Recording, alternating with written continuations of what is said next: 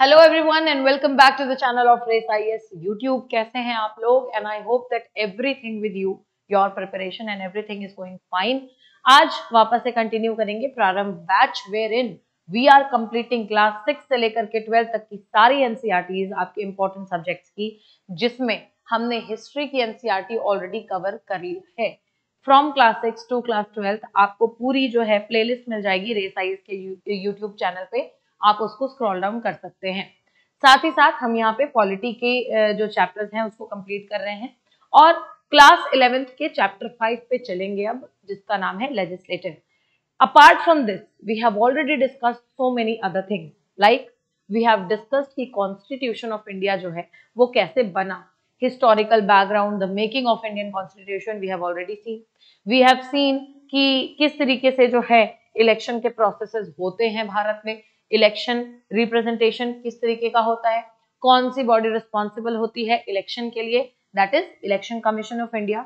आपके central government के और स्टेट गवर्नमेंट के जो इलेक्शंस होते हैं, यानी कि लोकसभा के इलेक्शंस और आपके जो लेजिस्लेटिव असेंबली विधानसभा के इलेक्शंस कौन कराता है? इलेक्शन कमीशन ऑफ इंडिया कराता है। लेकिन वही लोकल गवर्नमेंट्स के इलेक्शंस कौन कराता है? स्टेट इलेक्शन कमीशन कराता है। इलेक्शन कमीशन ऑफ इंडिया और स्टेट इलेक्शन कमीशन जो हैं, इन दोनों के पावर्स कभी भी ओवरलैप नहीं करते हैं।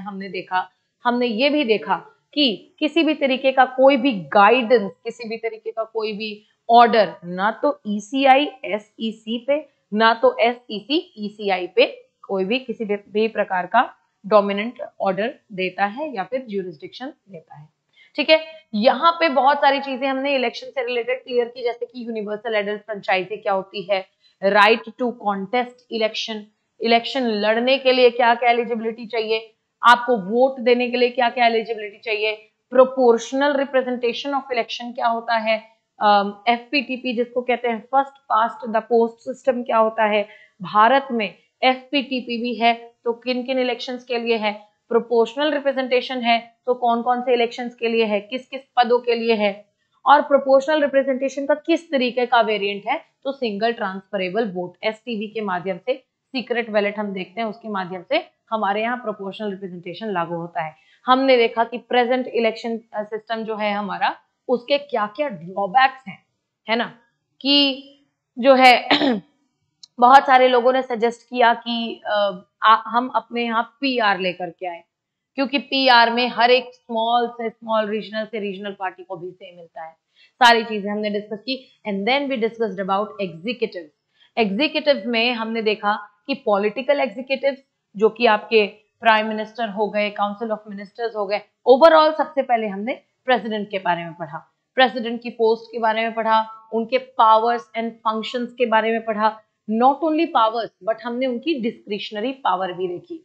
हमने देखा कि अगर किसी भी तरीके का कोई भी बिल पास हो जाता है अपर हाउस से भी और लोअर हाउस से भी, तो ये फिर जाता है अल्टीमेटली प्रेसिडेंट के पास। प्रेसिडेंट यहाँ पे 3 काम कर सकते हैं। सबसे पहला कि रजामंदी दे दी कि जाओ भैया एसेंट ले लो, पास कर दो, इसको एक्ट बना दो, ठीक है। दूसरा ये है कि रिफ्यूज कर दिया कि हम साइन नहीं कर सकते, आप इसके ऊपर पुनर्विचार कीजिए, रिकंसीडर कीजिए इसको आप। तो पुनर्विचार के लिए जो है ये वापस से ये जो बिल जो इनके पास जाएगा उसको वापस से भेज देंगे। और तीसरा जो है ये इस बिल को विथ होल्ड कर सकते हैं। विथ होल्ड मतलब अपने पास रखे रहें। कितने समय के लिए रख सकते हैं मैक्सिमम? तो वो टाइम पीरियड कॉन्स्टिट्यूशन ने डिफाइन ही नहीं किया है। तो इसीलिए इस पावर को हम क्या कहते हैं? पॉकेट वीटो भी कहते हैं। पॉकेट वीटो जो है शब्द हमने इसे दिया है, ना कि कॉन्स्टिट्यूशन ने। तो पॉकेट वीटो जो है हम इसको विथ होल्ड वाले पावर को कहते हैं। पुनर्विचार के लिए जैसे ही ये बिल वापस भेजेंगे रिकंसिडर करने के लिए, फिर अगर सेम बिल पास होकर के आ गया तो अब प्रेसिडेंट की मजबूरी है, he is bound to give assent to the same bill. तो उनकी मजबूरी है कि उन्हें रजामंदी देनी होगी। तो ये सारी चीजें प्रेसिडेंट के बारे में पढ़ी, प्राइम मिनिस्टर के पोजीशन के बारे में पढ़ा और काउंसिल ऑफ मिनिस्टर के बारे में भी पढ़ा। हमने देखा कि कल एक जो है मेंस के तरीके का सवाल भी हमने देखा कि प्रेसिडेंट की पोस्ट जो है भारत में वो सेरेमोनियल है, लेकिन रियल पावर्स किसके पास है? रियल पावर्स प्राइम मिनिस्टर के पास है। क्यों? तो इसके ऊपर भी चर्चा की हमने देखा कि जो है प्रेसिडेंट का पोस्ट सेरेमोनियल क्यों है और प्राइम मिनिस्टर को रियल पावर क्यों कहते हैं? क्योंकि प्रेसिडेंट हर मायने में काउंसिल ऑफ मिनिस्टर्स के एड एंड एडवाइस पे काम करता है और काउंसिल ऑफ मिनिस्टर्स का हेड कौन होता है? Prime minister. तो ultimately president works in the aid and advice of decisions of the prime minister. Although prime minister की पोस्ट प्रेसिडेंट के पोस्ट से ज्यादा इक्विवेलेंट नहीं है, छोटी है। व्हाई? बिकॉज प्राइम मिनिस्टर और काउंसिल ऑफ मिनिस्टर्स एक पर्टिकुलर टाइम पीरियड के लिए हो सकते हैं, not they can not exist for all. मतलब कि अगर एक तरीके से देखा जाए अचानक से लोकसभा अगर भंग होती है, काउंसिल ऑफ मिनिस्टर्स में कोई भी एक सिंगल मिनिस्टर भी अगर लोकसभा में वोट ऑफ कॉन्फिडेंस लूज करता है तो इसका मतलब पूरा का पूरा सिस्टम इनका कोलैप्स होगा। And in the absence of prime minister and council of minister at any given point of time in the parliament, who will act as the head of nation? It will be the president who will act as the head of the state, head of the nation. तो हमारी country को, जब हमारी country में government नहीं होगी और उस समय जब इलेक्शंस होने को होंगे तो कौन एक्ट करेगा, कौन रिप्रेजेंट करेगा हमारी कंट्री को? That will be the president of India. तो ये सारी चीजें हमने देखी। आज जो है बहुत इंपॉर्टेंट चीज के बारे में डिस्कस करेंगे, दैट इज लेजिस्लेटिव। मैंने आपको बताया था कि हमारे जो हमारे हॉरिजॉन्टल सेपरेशन ऑफ पावर में सबसे पहले हमने देखा था कि 3 बॉडीज होती हैं, एक लेजिस्लेटिव, एक एग्जीक्यूटिव और एक आपकी होती है ज्यूडिशरी। एग्जीक्यूटिव हमने देख लिया है, आज हम देखेंगे लेजिस्लेटिव। तो आप देखिए कि हमारी डेमोक्रेसी की बात हो रही है, लोकतंत्रता की बात हो रही है, तो कभी भी डेमोक्रेसी में 3 चीजें डिमांड की गई कि कोई भी डेमोक्रेटिक पार्लियामेंट जो है, कोई भी डेमोक्रेटिक पार्लियामेंट या फिर उसको लेजिस्लेचर भी कह सकते हैं, इनका काम क्या होता है? सिंपल सी बात है, हमने देखा है लॉ मेकिंग बॉडी होती है, लॉ बनाने के काम में आती है, लेकिन इसके और भी फंक्शंस होते हैं। जैसे एक फंक्शन पिछले चैप्टर में ही डिस्कस किया कि ये एग्जीक्यूटिव को कंट्रोल भी करती है। एग्जीक्यूटिव जो है लोगों के प्रति अकाउंटेबल रहे, इस चीज को इंश्योर भी करती है, अपने पावर्स का मिसयूज ना करें, इस चीज को भी इंश्योर करती है। तो ये जो पार्लियामेंट लेजिस्लेचर है, इसको कहा गया कि किसी भी डेमोक्रेटिक कंट्री में, इन अ डेमोक्रेसी, क्या होना चाहिए कि पार्लियामेंट या legislature they must be very very very representative. ठीक है, रिप्रेजेंटेटिव होने चाहिए। रिप्रेजेंटेटिव इन द सेंस कि हर एक सेक्शन ऑफ द सोसाइटी को यहाँ पे रिप्रेजेंटेशन यहाँ पे लेजिस्लेचर में मिलना चाहिए। यानी कि जो भी प्रतिनिधि जनता द्वारा चुन करके आएंगे, मैक्सिमम रूप से जो है वो पूरे के पूरे इंडिया को इंक्लूड करने चाहिए। Inclusion of all the people of India will give a representation to the legislature. दूसरी बात यह है कि ये बहुत ही ज्यादा इफेक्टिव होने चाहिए, अपने काम में प्रभावशाली होने चाहिए और दक्षता भी होनी चाहिए, इफिशिएंट होने चाहिए। तो ये 3 जो है मुख्य रिक्वायरमेंट है, ऐसी होनी चाहिए एक लेजिस्लेचर। यानी कि एक लेजिस्लेचर ऐसी होनी चाहिए कि यदि एक जनता ने, ठीक है, if a group of people has selected a representative, अगर एक रिप्रेजेंटेटिव को सेलेक्ट किया है, एक प्रतिनिधि को जो है चुना है जनता ने, तो ये जो रिप्रेजेंटेटिव है हर हाल में अकाउंटेबल होना चाहिए। अकाउंटेबल मतलब क्या होता है? जवाबदेह। मतलब कि अकाउंट ऐसा नहीं है कि आपने कुछ भी कर दिया और आप आंसरेबल हो जाओ। There is a difference between answerable and accountable. Accountability has some responsibility. आप जो भी काम करेंगे आप मद्देनजर में रख के करेंगे कि आपको चुना किसने है और आप किसके बिहाफ पे यहाँ पे रिप्रेजेंट करने के लिए आए हैं, किस क्षेत्र को और किन लोगों को रिप्रेजेंट करने के लिए आए हैं, उनके डिमांड्स, उनकी रिक्वायरमेंट्स क्या है, उनका ओपिनियन क्या है, ये जो है ये सारे रिप्रेजेंटेटिव्स का ये काम है। तो इसके लिए इसके प्रति इनको बहुत ही ज्यादा अकाउंटेबल होना होगा। अब हमने देखा कि आजकल के टाइम पे एक जो है लाइन बड़ी फेमस हुई कि लोग कहने लग गए धीरे धीरे आलोचना करते हुए कि पार्लियामेंट इज डिक्लाइंड, पार्लियामेंट जो है उसका पतन हो चुका है, ऐसा लोग कहने लगे। तो ऐसा लोगों ने क्यों कहा? क्योंकि इससे पहले ही हमने एग्जीक्यूटिव वाला चैप्टर पढ़ा है। एग्जीक्यूटिव का हिस्सा होती है कैबिनेट, ठीक है, अ ग्रुप ऑफ मिनिस्टर्स। ये एग्जीक्यूटिव का हिस्सा है, लेजिस्लेटिव का हिस्सा नहीं है। और यही क्या कर रहे हैं, किसी भी तरीके की अगर कोई भी पॉलिसी है उसको फ्रेम या फॉर्मुलेट कौन कर रहे हैं? यही लोग कर रहे हैं। ये कैबिनेट ही है जो कि गवर्नेंस के लिए it sets agenda for governance. कैसे अच्छी गवर्नेंस होगी, किस तरीके की गवर्नेंस होगी, इसका एजेंडा सेट कर रहे हैं। ये कैबिनेट ही है जो इस तरीके की सारी पॉलिसीज को कैरी आउट कर रहे हैं, कैरी आउट पॉलिसीज, ठीक है। तो जब आप देख रहे हैं कि पार्लियामेंट, लेजिस्लेचर को हम पॉलिसी फ्रेमिंग, पॉलिसी मेकिंग के नाम से, लॉ मेकिंग बॉडी के नाम से जानते हैं, तो मोस्ट ऑफ द थिंग्स जो है लॉ मेकिंग, पॉलिसी मेकिंग की जो मोस्ट ऑफ द थिंग्स है वो कौन डिसाइड कर रहा है? कैबिनेट। इस कैबिनेट के परमिशन के बिना कोई भी बिल जो है पार्लियामेंट में नहीं आ सकता। अगर जो लोग मिनिस्टर्स नहीं है, ऐसे मेंबर ऑफ पार्लियामेंट जो लोग मिनिस्टर्स नहीं होते हैं, स्पेशली इन राज्यसभा, तो ऐसे मिनिस्टर्स और ऐसे मेंबर ऑफ पार्लियामेंट भी बिल ले आ सकते हैं, अनडाउटेडली इंट्रोड्यूस कर सकते हैं। लेकिन जब तक उनके पास गवर्नमेंट का जो है सपोर्ट नहीं होगा, तब तक कोई चांस नहीं है कि इनका बिल पास हो सके। सो विद द उसको क्या कहते हैं, प्रायर अप्रूवल ऑफ कैबिनेट जो है, ये बहुत सारे बिल्स हमारे पास इंट्रोड्यूस किए जाते हैं। So you can see there is a big role of cabinet and cabinet is executive. So इसलिए लोग जो है, people, so many people made a critical remark that parliament is decline. आपसे हो सकता है इन द नेक्स्ट फेज ये आपको कहीं सवाल दिख जाए, maybe a mains question, कि Parliament has been declining over the past period of time, over the past decades or whatever. Please comment. Please तो खैर नहीं लिखता है, comment, discuss, whatever. ठीक है। तो आपका क्या पॉइंट होना चाहिए इसके ऊपर कि कैबिनेट जो है, it is imparting the most of the functions related to policy making and hence cabinet has more say rather than the parliament. लेकिन यहां पे भी इसका एक काउंटर आ जाता है कि कैबिनेट है कौन? At the end of the day they are ministers, है ना। At the end of the day they are ministers, और इन मिनिस्टर्स को पार्लियामेंट में मेजॉरिटी मेंटेन करनी पड़ेगी। They must retain majority in Parliament. ये कैबिनेट तभी तक सारी पॉलिसी डिसीजंस ले पा रहा है, पॉलिसी मेकिंग में पार्टिसिपेट कर पा रहा है, जब तक पार्लियामेंट में इनकी मेजॉरिटी है, इनकी बहुसंख्या है।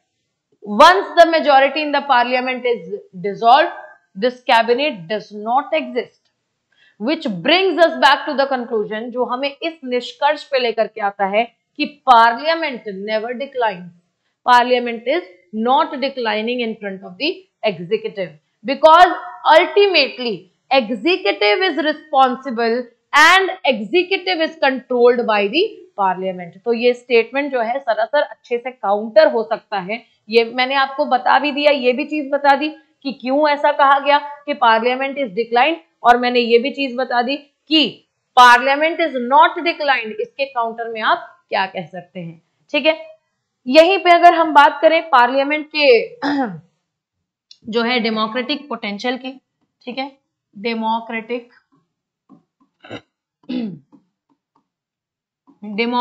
पोटेंशियल ऑफ पार्लियामेंट, यानी कि पार्लियामेंट, आपको पता है डेमोक्रेसी में हमने अभी क्या बात की कि डेमोक्रेसी में हमें ऐसा पार्लियामेंट चाहिए जो रिप्रेजेंटेटिव हो, इफेक्टिव हो और इफिशिएंट हो, ऐसा पार्लियामेंट हमें चाहिए। और डेमोक्रेटिक पोटेंशियल क्या है पार्लियामेंट की?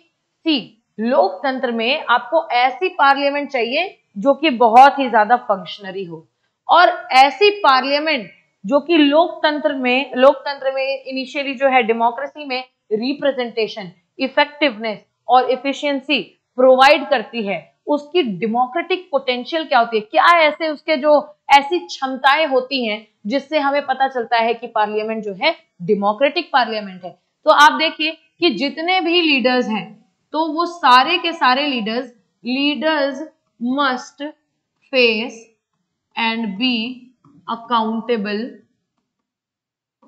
To the Parliament. जितने भी लीडर्स हैं टू द पार्लियामेंट, वो सारे के सारे leaders they must face the parliament. कोई भाग नहीं सकता। जितने भी लीडर्स चुन करके आए हैं वो सारे के सारे जवाबदेह होंगे इन द लेजिस्लेचर, यानी कि leaders must face and answer be accountable to the Parliament. दूसरी चीज क्या है, पार्लियामेंट में किसी भी तरीके का ओपन डिस्कशन हो सकता है, यानी कि parliament is an open forum of debate. Parliament is an open forum of debate. किसी भी तरीके का कोई भी डिबेट किसी भी टॉपिक पे, all the leaders are free to speak about any topic fearlessly, बिना किसी चिंता के। तो इसीलिए पार्लियामेंट को एक हाईएस्ट फोरम ऑफ डिबेट भी कहा जाता है, जिससे पता चलता है कि पार्लियामेंट क्या है, डेमोक्रेटिक है। थर्ड इज कि आप देखते हैं कि this is the parliament who has the power to, this is the parliament who has the power to choose और dismiss the government. Power to choose और डिसमिस द गवर्नमेंट। जो government बनी हुई है वो गवर्नमेंट मेजॉरिटी में है, dissolve हो रही है, वो गवर्नमेंट जो है वो अपने पूरे के पूरे इन लाइन बनी रहती है या उसको डिसमिस हो रही है वो government. This is a decision that has to be made by the Parliament. So again Parliament plays a part of democratic potential.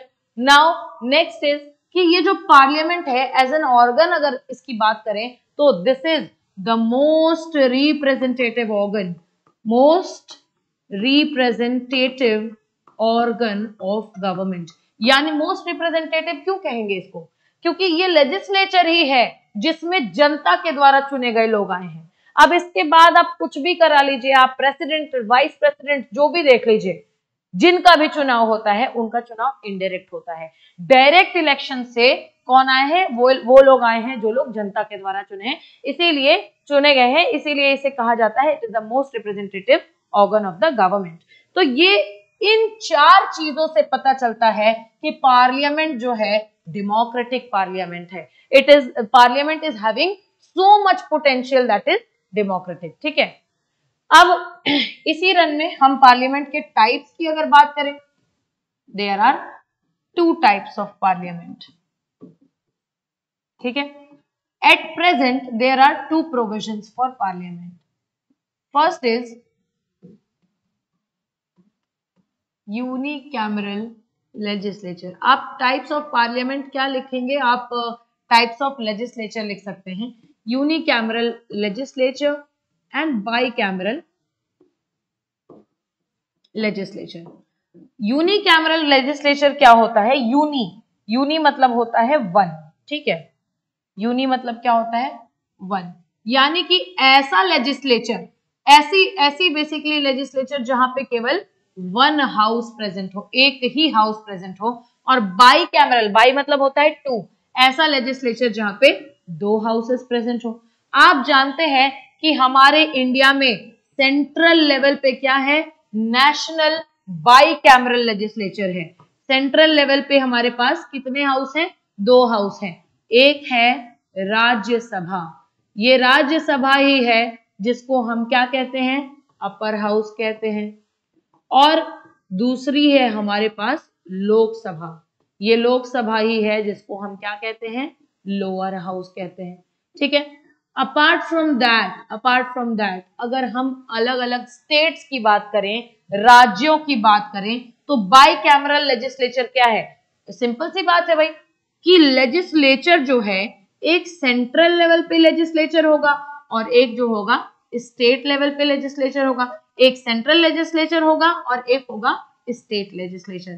Central level पे लेजिस्लेचर जब बाई कैमरल होगा तो इसमें दो हाउसेस होंगे, एक होगी लोकसभा और एक होगी राज्यसभा। जब स्टेट लेवल पे लेजिस्लेचर बाई कैमरल होगा तो इनके पास एक होगी विधानसभा जिसको आप लेजिस्लेटिव असेंबली कहते हैं, और दूसरी होगी विधान परिषद जिसको आप लेजिस्लेटिव काउंसिल के नाम से भी जानते हैं। लेकिन अगर स्टेट लेजिस्लेचर यूनिकैमरल होगी तो केवल इसके पास विधानसभा होगा। एट प्रेजेंट अगर मैं बात करूं, at present there are 6 states in India with bicameral legislature. They are Andhra Pradesh, Karnataka, Bihar, Maharashtra,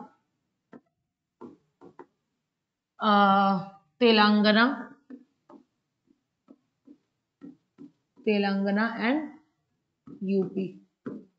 ये 6 स्टेट्स भारत में आप देख रहे हैं, ये ऐसे स्टेट्स हैं जिनके पास बाई कैमरल लेजिस्लेचर है। यानी कि एक बार फिर से मैं आपको इस चीज को और क्लियर कर देती हूं कि लेजिस्लेचर के कितने प्रकार हुए, तो 2 प्रकार। एक यूनी कैमरल लेजिस्लेचर हो गया, यूनी मतलब होता है 1, और एक बाई कैमरल लेजिस्लेचर हो गया, बाई मतलब होता है 2। तो यूनी कैमरल लेजिस्लेचर में केवल एक हाउस होता है। बहुत सारी कंट्रीज ऐसी हैं जिन्होंने राष्ट्रीय सेंट्रल गवर्नमेंट में भी यूनी कैमरल लेजिस्लेचर लगाया हुआ है, लेकिन ये वो कंट्रीज हैं जिनकी पॉपुलेशन थोड़ी कम होती है। जिनकी पॉपुलेशन ज्यादा होती है उनके लिए रेकमेंडेड होता है कि वे बाई कैमरल लेजिस्लेचर को चूज करें। और बाई कैमरल लेजिस्लेचर में क्या होता है कि 2 हाउसेस होती हैं। अगर हम भारत की बात करें तो सेंट्रल लेवल पे सेंट्रल गवर्नमेंट का लेजिस्लेचर अलग है और स्टेट गवर्नमेंट का लेजिस्लेचर अलग है। सेंट्रल गवर्नमेंट का लेजिस्लेचर बाई कैमरल है क्योंकि इसमें 2 हाउसेस हैं, लोकसभा जिसको आप लोअर हाउस भी कहते हैं, आप इसको हाउस ऑफ पीपल भी कहते हैं, और राज्यसभा जिसको आप अपर हाउस कहते हैं और इसको आप काउंसिल ऑफ स्टेट्स भी कहते हैं। लेकिन स्टेट लेजिस्लेचर की अगर हम बात करें तो यहाँ पे भी 2 हाउस है। बाई कैमरल लेजिस्लेचर में स्टेट लेवल पे 2 हाउसेस होते हैं। पहला हो गया विधानसभा, इसको आप लेजिस्लेटिव असेंबली कहते हैं, और दूसरा हो गया विधान परिषद, इसको आप लेजिस्लेटिव काउंसिल कहते हैं। और अगर किसी भी स्टेट में बाई कैमरल लेजिस्लेचर नहीं है, यूनी कैमरल लेजिस्लेचर है, तो उसमें केवल विधानसभा होगी, विधान परिषद नहीं होगा। अब और एक और चीज मैंने आपको बताई कि भारत में 6 स्टेट्स ऐसे हैं जिनके पास बाई कैमरल लेजिस्लेचर है। यूपी में आप देखते हैं विधानसभा है, विधान परिषद भी है, आंध्र प्रदेश, कर्नाटका, बिहार, महाराष्ट्र एंड तेलंगाना। इसके अलावा अब आप सोचेंगे कि भारत में ऐसा भी हो सकता है कि क्या कोई स्टेट बाई कैमरल लेजिस्लेचर होगा या यूनी कैमरल लेजिस्लेचर होगा, ये खुद से डिसाइड करे, तो बिल्कुल ऐसा हो सकता है। हम देखते हैं आर्टिकल 171। आर्टिकल 171 जो है ये क्या करता है, इट अलाउज, बेसिकली आर्टिकल 171 क्या करता है, it allows the states for the creation, ये बेसिकली क्या करता है, लेजिस्लेटिव काउंसिल जिसको हम विधान परिषद अभी कह रहे थे, it allows the state for the creation of legislative council जिसको हम विधान परिषद भी कहते हैं, in addition to legislative assembly। यानी हर एक स्टेट में अपनी लेजिस्लेटिव असेंबली तो है, विधानसभा तो है, लेकिन विधानसभा के साथ साथ एक लेजिस्लेटिव काउंसिल यानी एक विधान परिषद बनाने की अनुमति देता है आर्टिकल 171। सारे स्टेट्स जो है बेसिकली इसका लाभ उठा सकते हैं। इन एनी केस सिनेरियो, कोई स्टेट अगर चाहता है कि मैं अपने वहां पे बाई कैमरल लेजिस्लेचर नहीं लगाऊंगा, जैसे 6 स्टेट्स को छोड़ करके बाकी सारे स्टेट्स में यूनी कैमरल लेजिस्लेचर है, तो वो पूरी की पूरी तरीके से जो है उनकी जिम्मेदारी है, ये उनका मत है कि उन्हें बाई कैमरल अपनाना है या यूनी कैमरल लेजिस्लेचर अपनाना है। इसी के साथ आप देखते हैं कि नेशनल लेजिस्लेचर की अगर मैं बात करूं तो नेशनल लेवल पे जो लेजिस्लेचर है वो बाई कैमरल है ना, बाई कैमरल है। इसके कुछ फायदे हैं, 2 हाउसेस होते हैं हमारे पास, लोकसभा एंड राज्यसभा। 2 हाउसेस होने के फायदे क्या हैं कि ये जो है सभी स्टेट्स को रिप्रेजेंट, ये मैं आपको मेरिट्स बता रही हूँ, merits of bicameral legislature national level पे चाहे स्टेट लेवल पे। क्योंकि ये जो है it gives representation to all sections of society, सारे सेक्शंस को रिप्रेजेंटेशन देता है। It gives representation to all geographical region, सारे जो है भौगोलिक क्षेत्रों को रिप्रेजेंटेशन देता है। दूसरी चीज क्या है, सबसे इंपॉर्टेंट चीज जो है इसके बारे में वो ये है कि रिकंसिडरेशन, जो रिकंसिडरेशन का एक बेसिकली हमें मेरिट मिल जाता है यहाँ। रिकंसिडरेशन मतलब क्या है, हर बिल को 2 बार पास किया जाएगा, एक बार लोअर हाउस एक बार अपर हाउस। हर एक बिल को जब 2 बार पास किया जाएगा तो उस बिल की स्क्रूटिनी भी 2 बार हो पाएगी, यानी हर एक मैटर पे डबल चेक हो पाएगा बाइकैमरल लेजिस्लेचर के द्वारा। तो ये हमें कुछ फायदे, कुछ जो है मेरिट्स दिखाई देते हैं बाइकैमरल लेजिस्लेचर के। अब स्पेसिफिकली एक बार बात कर लेंगे राज्यसभा की, और उसके बाद बात कर लेंगे लोकसभा की। That's it for today's class. Specifically एक बार अगर बात करें राज्यसभा की और अलग से एक बार बात करें लोकसभा की, तो we will see what is the exact detail. ये जो लाइन खिंच गई है बहुत ही बेकार लाइन है, तो ठीक है। तो लोकसभा की बात करते हैं और राज्यसभा की बात करते हैं एक एक करके स्पेसिफिकली। तो सबसे पहले अगर लोकसभा की मैं बात, राज्यसभा की मैं बात करूं, तो राज्यसभा आपको इसके डेफिनेशन से पता चल रहा है राज्यसभा है ये, यानी कि इसको एक और नाम से जानते हैं काउंसिल ऑफ स्टेट्स। यानी कि ये किसको रिप्रेजेंट कर रहा है, ये रिप्रेजेंटेशन दे रहा है स्टेट्स को, यानी कि इसमें रिप्रेजेंटेशन कौन है, बेसिकली ये जो है अलग अलग स्टेट्स को रिप्रेजेंट करता हुआ आपको नजर आता है। ये एक इनडायरेक्टली इलेक्टेड बॉडी है। ये कैसे इलेक्ट होती है, ये इनडायरेक्टली इलेक्टेड बॉडी है।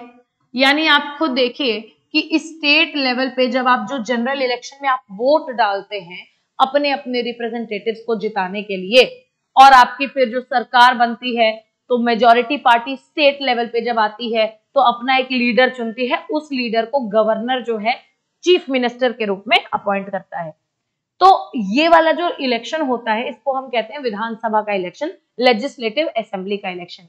तो यहां से आपने क्या चुना, एमएलए चुना ना, मेंबर ऑफ लेजिस्लेटिव असेंबली चुना। आपने जितने एमएलए चुने हैं, ये एमएलए जब कुछ स्पेसिफिक और लोगों को चुनेंगे, कुछ एमपी, कुछ मेंबर ऑफ पार्लियामेंट को चुनेंगे, तो ये मेंबर ऑफ पार्लियामेंट जाएंगे कहां पे, राज्यसभा में आपके स्टेट को रिप्रेजेंट करने के लिए। यानी कि एमएलए को किसने चुना, जनता ने चुना। जनता ने किसको चुना, एमएलए को, और एमएलए ने जनता के बिहाफ पे कुछ एमपीज को चुना कि भाई जाओ राज्यसभा में और हमारे स्टेट को क्या करो, रिप्रेजेंट करो। साथ ही साथ आप एक ये भी कह सकते हैं कि बड़ा ही सिमेट्रिकल रिप्रेजेंटेशन यहाँ पे दिखाई देता है। सिमेट्रिकल रिप्रेजेंटेशन, सिमेट्रिकल रिप्रेजेंटेशन का मतलब क्या है, आप जैसा कि आप जानते हैं यूएसए की अगर बात कर लें तो यूएसए में इक्वल रिप्रेजेंटेशन है। क्या होता है इसका मतलब, मैं आपको अभी क्लियर करती हूँ कि जैसे कि ये भारत है, ठीक है, मेरे मैप पे बिल्कुल मत जाइएगा, ये भारत है।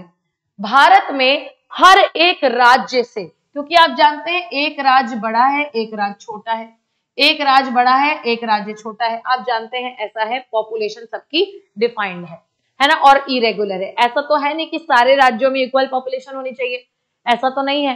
तो क्या हुआ कि सपोज कीजिए कि यूपी की अगर हम बात कर रहे हैं, ठीक है, यूपी की बात करें तो आज के डेट में यूपी की पॉपुलेशन क्या है, 24.14 करोड़ है। और अगर एक और स्टेट की बात करते हैं, सिक्किम को ले लीजिए, सिक्किम की आज की पॉपुलेशन कितनी है, 6.90 लाख है। तो 24 करोड़ जनता को क्योंकि आप जानते हैं यूपी को रिप्रेजेंट करने के लिए भी कुछ एमपीज को आना है और सिक्किम को रिप्रेजेंट करने के लिए भी कुछ एमपीज को आना है, और राज्यसभा में सीटें डिफाइंड है, ठीक है। There are 245 seats out of which 233 जो हैं इलेक्टेड लोग होते हैं, जिनको इलेक्ट किया जाता है, जो चुनाव के माध्यम से आते हैं, और 12 जो हैं उनको नॉमिनेट किया जाता है। ये नॉमिनेट का क्या चक्कर है ये भी अभी डिस्कस करेंगे, ठीक है। तो 24 करोड़ जनता को कितने लोग रिप्रेजेंट करेंगे और 6 लाख जनता को कितने लोग रिप्रेजेंट करेंगे? तो 6 लाख जनता को, अभी सीट क्या है, यूपी हर एक सत्र में 31 एमपीज को भेजता है राज्यसभा में, और सिक्किम हर एक सत्र में केवल एक राज्यसभा का मेंबर भेजता है। तो अगर सिक्किम से भी 31 लोग जाते या यूपी से भी केवल एक जाता, तो क्या ये जस्टिफाइड है? क्योंकि पॉपुलेशन तो इसको जस्टिफिकेशन नहीं दे रही है। तो इसीलिए हमने अपनाया एक दूसरा तरीका, जहां पे हमने कहा कि हम कोई इक्वल रिप्रेजेंटेशन नहीं देंगे, पॉपुलेशन के बेसिस पे हम रिप्रेजेंटेशन देंगे, ताकि हर एक वर्ग के लोगों को रिप्रेजेंट करने का मौका मिल सके। इसीलिए यूएसए, जिसके पास इक्वल रिप्रेजेंटेशन है, कि यूएसए में क्या है, हर एक स्टेट से सिमिलर नंबर ऑफ रिप्रेजेंटेटिव्स आते हैं इनके सीनेट में, लेकिन हमारे यहाँ ऐसा नहीं होता। हमारे यहाँ क्या होता है, सिमेट्रिकल रिप्रेजेंटेशन, जितनी पॉपुलेशन उतनी ज्यादा आपकी सीटें। ठीक है, तो ये बेसिकली हमारे यहाँ राज्यसभा का एक क्राइटेरिया माना जाता है। राज्यसभा के मेंबर्स जो होते हैं 6 साल का टेन्योर सर्व करते हैं। 6 साल के बेसिकली एक टेन्योर के अंदर ये आप दिखाई देता है कि ये सर्व करते हैं। अब कुछ चीजें और क्लियर कर ली जाए। ये लोकसभा के सेक्शन में लिख जरूर दिया, बट स्टिल नेवरदलेस, ठीक है।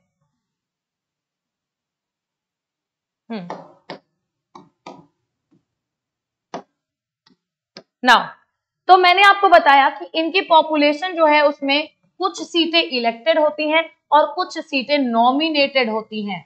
नॉमिनेटेड से मेरा क्या मतलब है कि प्रेसिडेंट जो है वो नॉमिनेट करेगा कुछ लोगों को। ऐसे लोग persons who are having remarkable achievements, ऐसे पर्सन जिनके पास बहुत अच्छे अचीवमेंट्स हैं इन द फील्ड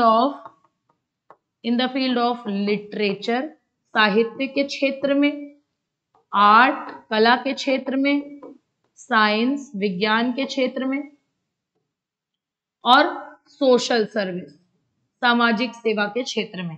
ऐसे क्षेत्रों में अगर कोई भी व्यक्ति जिसके पास रिमार्केबल अचीवमेंट है, उन व्यक्तियों में से 12 व्यक्तियों को नॉमिनेट करता है प्रेसिडेंट, वो डायरेक्ट यहाँ पे हमारे राज्यसभा के मेंबर्स बन जाते हैं।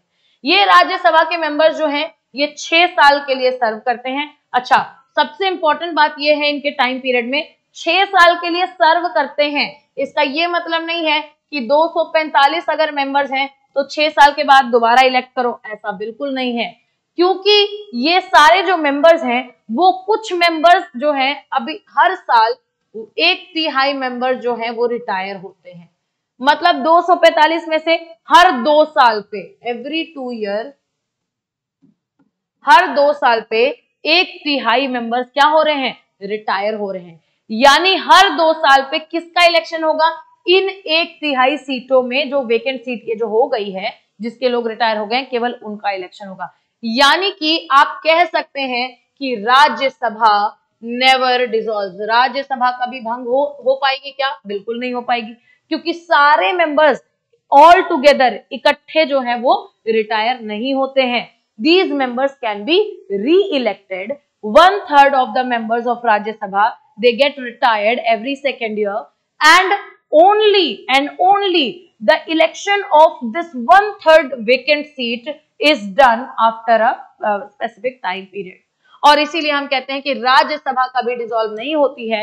यानी एक ऐसा टाइम अगर आया जहां लोकसभा डिसॉल्व हो गई और चुनाव अभी होने को है, elections are yet to take place, तो ऐसे सब टाइम पे अगर कोई भी अर्जेंट मीटिंग बुलानी हो, अर्जेंट मुद्दे पे डिस्कस करना हो, तो राज्यसभा को बुलाया जा सकता है। यानी कि कंट्री में कोई भी अर्जेंट मुद्दा जो है, it will not go without discussion. Rajya Sabha will always be present and president will always be present.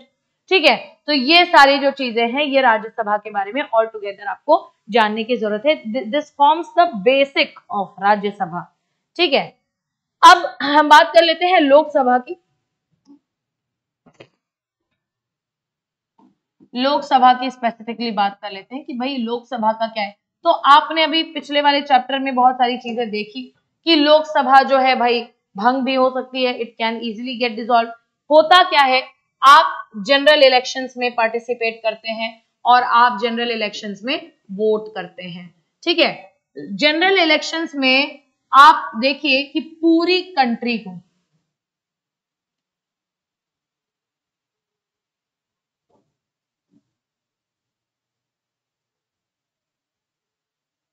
ठीक है, please do not mind my map, पूरी कंट्री को क्या करते हैं, पूरी कंट्री को डिवाइड करते हैं, ठीक है, पूरी कंट्री को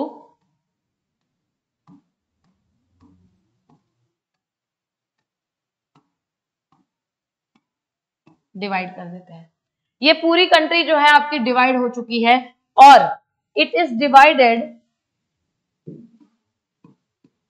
whole country is divided into different geographical constituencies। पूरी कंट्री को जो है अलग अलग कॉन्स्टिट्यूएंसीज में डिवाइड कर देते हैं और इसकी जो है रफली अगर बात करें, एग्जैक्टली नहीं, रफली अगर बात करें तो पॉपुलेशन इक्वल, हर एक कॉन्स्टिट्यूएंसी की रफली जो है पॉपुलेशन इक्वल रखी जाती है, कोशिश किया जाता है कि इक्वल रहे। हर एक कॉन्स्टिट्यूएंसी से केवल और केवल एक प्रतिनिधि चुन करके आना है। कितनी वैकेंसी है, how many representatives can be elected, only and only one representative can be elected from each of the constituency. ये जो आपकी कॉन्स्टिट्यूएंसी है, ये कॉन्स्टिट्यूएंसीज जो है भारत में 543 कॉन्स्टिट्यूएंसीज आप देखते हैं। इसी को हम सीटें भी कहते हैं। क्यों कहते हैं 543 सीटें, क्योंकि हर एक कॉन्स्टिट्यूएंसी से एक सीट निकल के आनी है। इसके इलेक्शन में आम जनता जो है डायरेक्टली पार्टिसिपेट करती है और डायरेक्टली इनको इलेक्ट करती है और हर एक जनता, हर एक व्यक्ति की वोट वैल्यू जो होती है वो क्या होती है, 1। आप एक वोट देंगे तो वो जो है एक वोट ही काउंट होगा। The vote value of entire country, every individual is same. और 543 कॉन्स्टिट्यूएंसी जो है स्पेसिफिकली अगर हम बात करें तो 1971 के सेंसस से जो है आपकी ये चीज डिफाइन की गई है। लोकसभा की स्पेसिफिकली अगर बात करें तो Lok Sabha is elected for a time period of how many years, 5 years, ठीक है। लेकिन आप ये भी जानते हैं, आपने इससे पहले वाले चैप्टर में पढ़ा है कि 5 साल के पहले भी दे कैन डिसॉल्व, ये भंग हो सकते हैं यदि कोई भी पार्टी, यदि कोई भी गठबंधन यानी कोएलिशन अगर मेजॉरिटी लूज करता है, अगर गवर्नमेंट नहीं फॉर्म कर पाता है, इन दैट केस सिनेरियो, या फिर अगर प्राइम मिनिस्टर खुद प्रेसिडेंट को इस बात का सुझाव देते हैं, एडवाइस देते हैं to dissolve the government and hold fresh elections, तो इन दैट केस सिनेरियो क्या होता है, आप देखते हैं कि Lok Sabha is completely considered as a dissolved body. तो ये इंटायर चीजें जो है ये आपके लोकसभा के बेसिक्स फॉर्म करते हैं। नेक्स्ट क्लास में जो आपके होने वाली है मंडे को, उसमें हम समझेंगे what are the specific powers of Rajya Sabha and what are the specific powers and functions of Lok Sabha. इसी के साथ चैप्टर 5 को कंप्लीट करेंगे and thereafter we will move on to the next chapters. I would once again request you all कि आप सभी अपने जितने भी जो चैप्टर्स हम लोगों ने कंप्लीट किए हैं क्लास 11th के पॉलिटी की, उसके बैक ऑफ द चैप्टर जितने भी आपके क्वेश्चंस हैं उनको अटेम्प्ट जरूर कीजिए। साथ ही साथ इसका रिटन मटेरियल जो है, क्रक्स मटेरियल, हिंदी में भी और इंग्लिश लैंग्वेज में भी आपको रेस आईएएस के टेलीग्राम चैनल पे मिल जाएगा, इजीली अवेलेबल मिल जाएगा।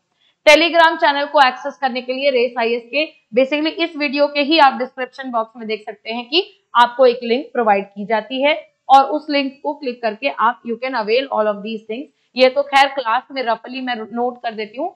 द इंटायर मोटिव इज कि क्लास में हम कॉन्सेप्ट को समझ ले and for written crux material you can refer to our Telegram channel. So thanks for watching the video and let's meet again in the next class 2 PM sharp on Monday. तो इसी के साथ thank you so much and जय हिंद।